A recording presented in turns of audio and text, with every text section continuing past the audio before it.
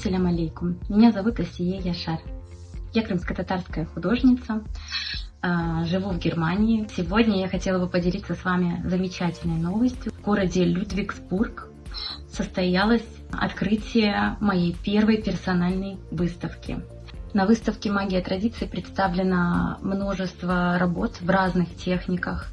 Это акварель и графика, это работы, выполненные акрилом и в смешанных техниках на холстах. И так как я долго посвятила себя крымско-татарскому орнаменту, его изучению, его изображению, в моих работах много стилистики, много орнамента и много элементов из крымско-татарского орнамента. Я отхожу от этих канонов, то есть я экспериментирую в техниках, в стилизации, материалах. Мои работы — это такой некий гимн Родине, это проявление моей любви к нашей прекрасной культуре.